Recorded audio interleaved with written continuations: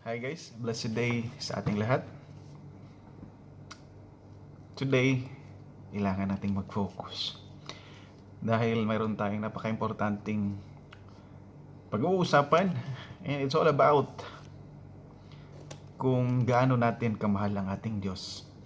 Dahil ang ating Diyos ay walang duda. Talagang mahal na mahal tayo ng ating Panginoon. Unconditionally. Tama? And I believe all of us agreed na mahal tayo ng Diyos. As the Bible said, that even we were still sinners, our God showed His love to us through His Son Jesus.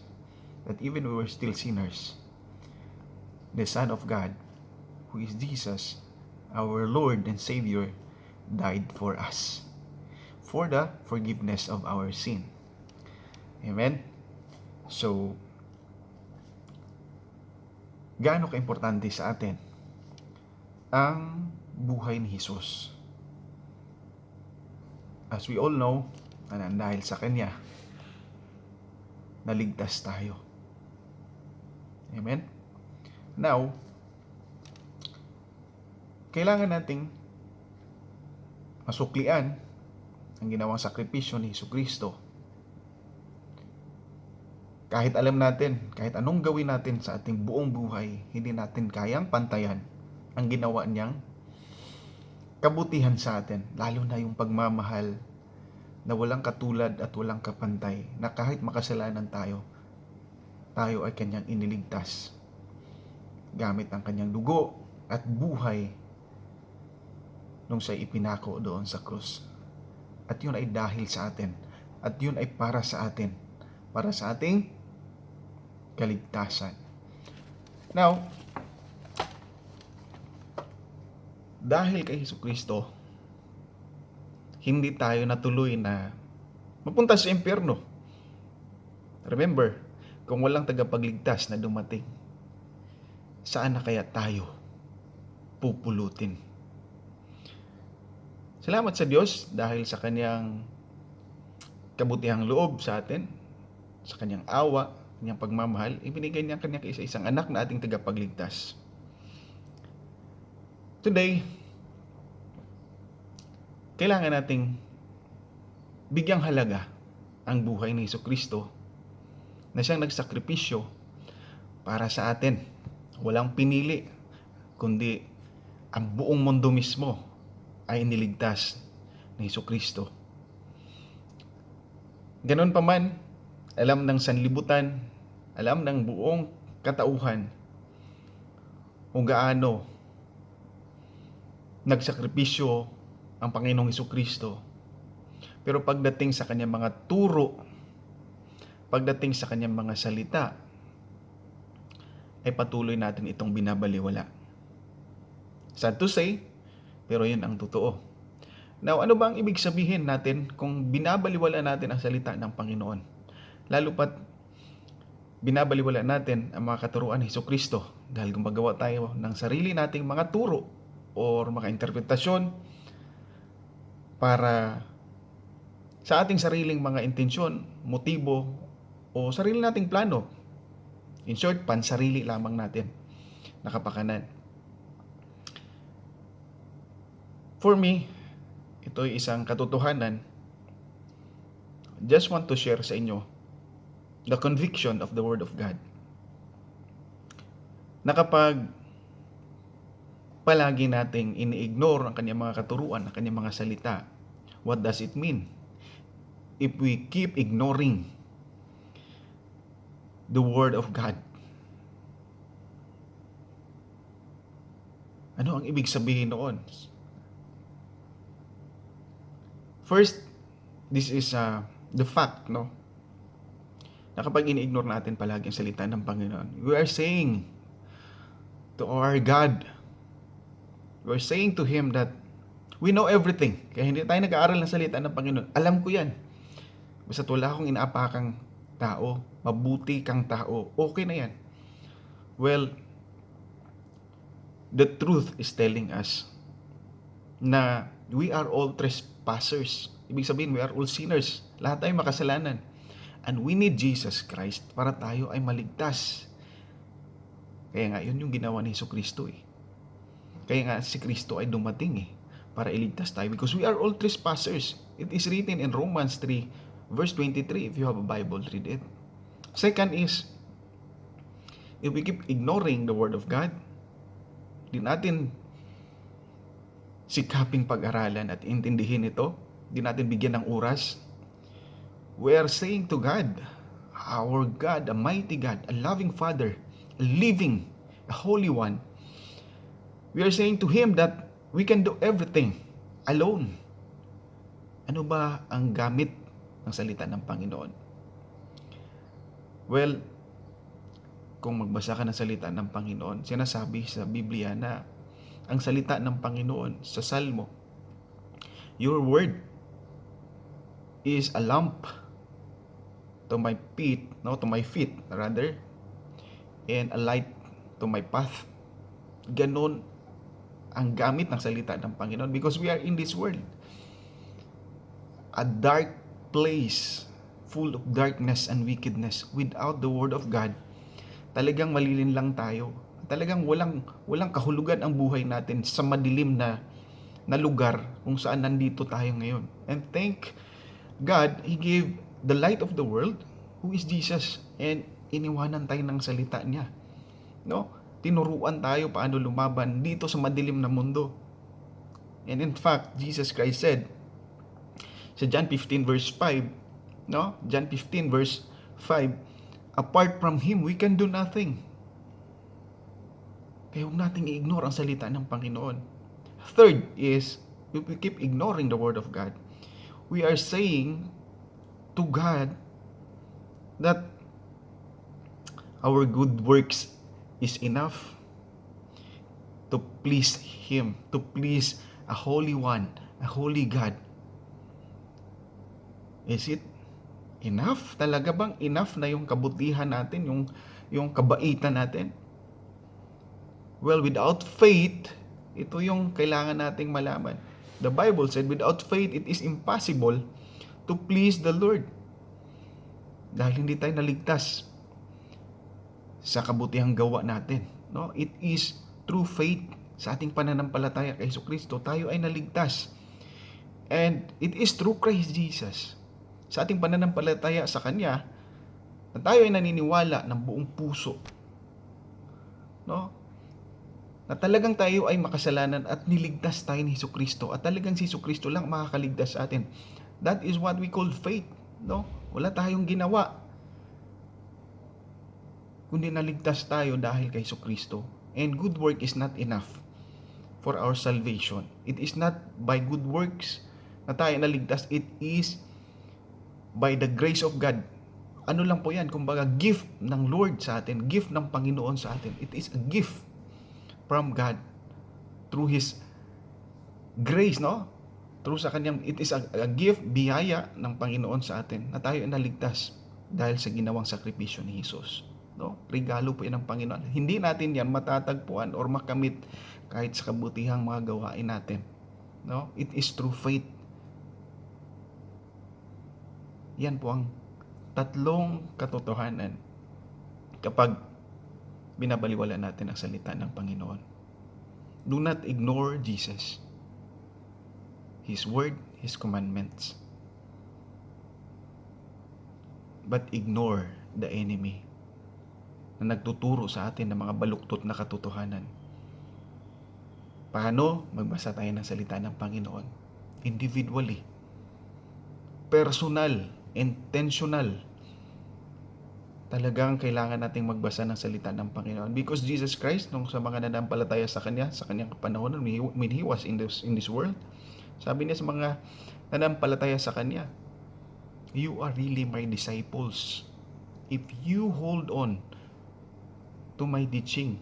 And you will know the truth. Malalaman niyo ang katotohanan kapag sa katuruan ko kayo sumusunod, patuloy na sumunod. At ang katotohanan ay magpapalaya sa inyo. Sino ba sa atin ang ayaw mamuhay na may kalayaan? Kalayaan saan? Kalayaan mula sa kapahamakan, which is gawa ng kalaban. Amen? So, do not ignore Jesus. Ignore the devil. Mag-aral tayo ng salita ng Panginoon because the Word of God, which is teach us by Jesus, ito yung punong-puno ng katotohanan, full of truth that will set us free from the scheme of the enemy, from the attack of the enemy. Nandito tayo sa mundong madilim na ang naghari dito ay ang kalaban natin. Nandito tayo sa mundo pero hindi na tayo pag-aari ng mundo dahil pag-aari na tayo ni Jesucristo. Tinubos na niya tayo at tayo pag-aari na ni Jesucristo. Ang buhay na mayroon tayo ngayon ay buhay ito na nagmula kay Jesucristo. Kaya pahalagahan natin ang kanyang mga katuruan. Huwag nating baliwalain at patuloy nating i-acknowledge. Buong buhay natin i-acknowledge natin ang kabutihang ginawa ni Jesucristo sa sanlibutan sa ating lahat sa buong mundo. Niligtas niya tayo at nilinis. Kaya habang tayo naghihintay sa kanyang muling pagbabalik, pananatilihin nating malinis tayo sa kanyang harapan sa pamamagitan ng kanyang mga katuruan at hindi katuruan ng tao. Amen? Meron akong acrostic na gustong i-share sa inyo and it is from the word ignore. So if you have a pen and a piece of paper, please write this and isipin mong maigi. Then comment down below kung ano ang naiintindihan mo from the word ignore. Kung mayroon man tayong dapat i-ignore, hindi yun si Jesucristo at kanyang mga katuruan. Kung mayroon man tayong dapat i-ignore, walang iba kundi ang kalaban. Who is our enemy? Our enemy is the devil. Yung magbibigay sa atin ng temptation, no? At nandyan ang karakteristik. Lust of the flesh, lust of the eyes, pride of life. Kaya mag-ingat tayo. Ignoring Jesus Christ is dangerous to our soul. Kaya, lagi nating tandaan, in this world, Jesus Christ said, we will have so many kinds of troubles. Marami tayong pagdadaan ng mga pagsubok. Yan po ay letter I ng ignore. In this world, we will have so many kinds of troubles. But take heart, huwag nating kalimutan. Ito yung dapat nating huwag kalimutan. Take heart, Jesus Christ overcome it all. Kaya kung nasa Kanya tayo, sumusunod, walang duda, ma-overcome din natin lahat ng mga pinagdaanan ni Jesus Christ when He was here in this world. Magiging overcomer din tayo. Ano ang i-ignore natin? I-ignore natin ang mga troubles. Let's fix our eyes into Jesus. Kung may mga pagsubok man dahil nandito pa rin tayo sa mundo, talagang harapin natin yan. Sino ang ating kalakasan? Si Jesucristo na siyang nagtagumpay na sa mga ito. Amen? I hope you are blessed. And letter G sa ignore na salita, ito yung ayaw na ayaw ng Panginoon sa atin na kanyang mga niligtas at nilinis. Yung mayroon tayong maraming Diyos. Letter G dito is God's. Marami God's. Has nothing to do with our faith. Ano ang makakatulong sa atin? The only God. The biggest one God. Powerful, mighty one who saved us. Who gave us His Son para tayo makaranas ng buhay na ganito ngayon. Itong mayroon tayo. Tunay na nagmamahal sa atin, nagmamalasakit sa atin, tunay na nag-aalala sa atin dahil binigyan niya tayo ng mga salita na ating dapat sundin. But those gods cannot hear if you talk to them, cannot walk,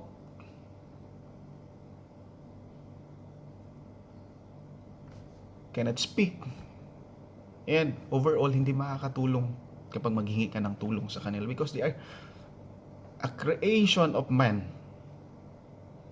and they are called gods, powerless. But the one God who is in heaven, nagmamahal sa atin, whom we cannot see, but He is working sa ating lahat,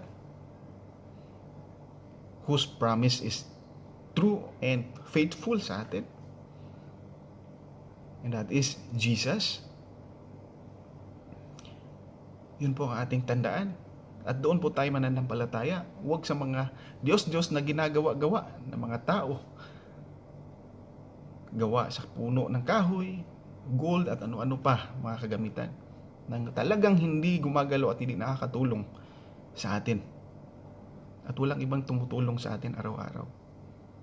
Dito sa mundo, marami tayong mga pagsubok na pagdadaanan. Pero nandyan ang banal na Espiritu ng Diyos, ating gabay, tagatulong sa atin sa lahat ng ating mga gawain bilang anak ng Diyos. Kaya, huwag tayong sumamba sa mga Diyos-Diyosan. God has nothing to do with our faith. But, remember the God of Jacob. If you know the God of Jacob, the God of Abraham, sa Old Testament, the God of Moses, who did so many miracles, the God of Joshua, God of David,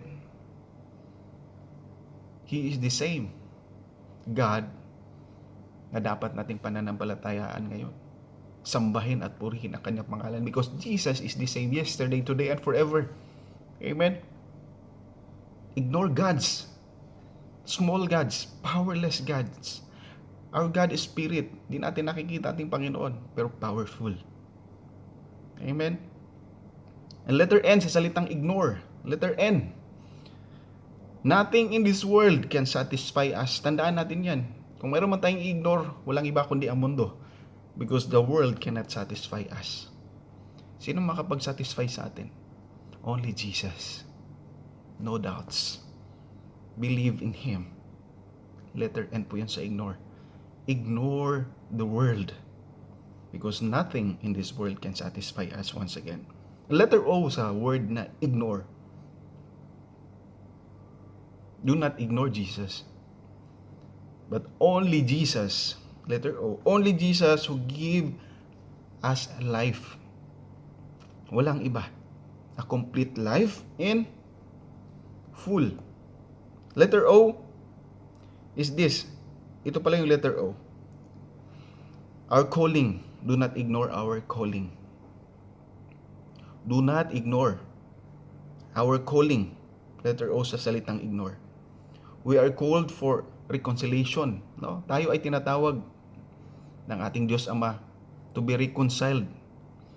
Anong paraan para tayo ma-reconcile? We have to accept Jesus who saved us from the bondage of sin. And then, we will be saved. If we confess that Jesus is Lord and believe in our heart that God raised Him from the dead, then we are saved, no doubt. Kailangan nating paniniwalaan yan because that is the scripture, the Word of God. Huwag nating ignore ang ating calling. O, do not ignore our calling. We are called to be reconciled in the Father, and to be reconciled, we need to have faith. No, we need to have faith to the Son of God, who is our Lord and Savior. And letter R sa ignore is, kung mayroon tayong dapat i-ignore, hindi talaga si Jesus yon. At maging hindi ang kanyang mga katuruan. Mayroon tayong i-ignore, ang ating i-ignore ang letter R. Sa salitang ignore, letter R tayo, focus sa letter R. Hindi si Jesus ang ating i-reject, but reject all worldly things. Ito yung kinapupuutan ng Panginoon because ito yung mga kadahilanan kaya tayo namatay spiritually sa Diyos. Dahil mas pinili nating mamuhay na makamundo. Lust of the eyes, lust of the flesh, pride of life. Reject all worldly things and follow Jesus. Yun po yung the best. Follow Jesus. Believe that He is our Lord and Savior. Reject worldly things. And letter E, last letter sa ignore is eternal life Do not ignore the promise of God, which is eternal life. It is God's promise to those who believe in His Son. John 3:16. You will have eternal life, for God so loved the world that He gave His one and only begotten Son, that whoever believes in Him shall not perish but have everlasting life. Amen? Ganun ka-importante ang salita ng Panginoon. Kaya do not ignore once again, mga kapatid, mga kapamilya, mga kaibigan, do not ignore the Word of God, but study harder. Not only once a week na mag-church tayo, sapat na yung ilang oras, but not full time during that time. Kung pwede lang, take a regular schedule to read the Word of God every day. Katulad nga nila Moses, no? La Joshua, sabi ng Panginoon, you have to meditate the Word of God day and night, so that you will be successful and prosperous in everything that you do. Ganon po ang importansya ng salita ng Panginoon. Kaya mga kapatid, maraming salamat sa iyong pakikinig sa 20 minutes plus na sharing natin. This is all about Jesus Christ. His love for us ay walang kapantay at hindi siya nagkulang sa atin. At wala tayong ibang masisisi sa kahuli-hulihang araw, lalo na sa kanyang pagdating. Wala tayong ibang masisisi kundi ating sarili lamang kung hindi tayo magbigay oras sa pakikinig sa kanyang mga salita. Give time to Jesus. Give time to His Word. Invest a time to Christ Jesus, who is the author and perfecter of our faith. Once again, pagpalain ng Diyos ang kanyang mga salita na ating narinig, at pagpalain ng Diyos ang mga anak niyang nakikinig at patuloy na sumusunod sa kanyang mga katuruan, mga aral, at patuloy na kumakapit sa kanyang mga pangako. God bless everyone. This is Jai, inyong kapatid sa pananampalataya sa pangalan ni Jesus. Ingat!